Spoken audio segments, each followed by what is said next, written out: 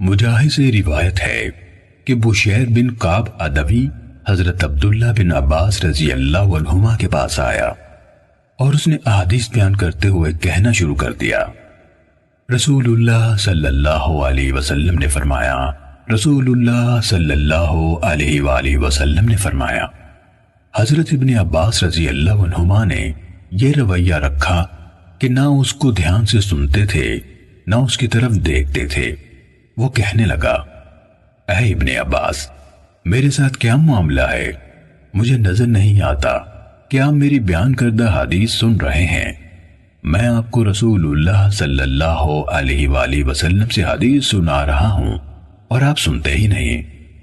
حضرت ابن عباس رضی اللہ عنہ نے فرمایا، ایک وقت ایسا تھا کہ جب ہم کسی کو یہ کہتے سنتے، رسول اللہ صلی اللہ علیہ وسلم نے فرمایا، تو ہماری نظریں فوراً اس کی طرف اٹھ جاتی اور ہم کان لگا کر غور سے اس کی بات سنتے۔ پھر جب لوگوں نے بلا تمیز ہر مشکل اور آسان پر سواری شروع کر دی تو ہم نے لوگوں سے کوئی حدیث قبول نہ کی سوائے اس حدیث کے جسے ہم جانتے تھے۔ صحیح مسلم حدیث نمبر 21۔ ابن ابی ملائکہ سے روایت ہے، کہا، میں نے حضرت عبداللہ بن عباس رضی اللہ عنہما کی طرف لکھا اور ان سے درخواست کی کہ وہ میرے لیے ایک کتاب لکھیں اور جن باتوں کی صحت میں مقال ہو یا جو نہ لکھنے کی ہوں وہ باتیں مجھ سے چھپا لیں۔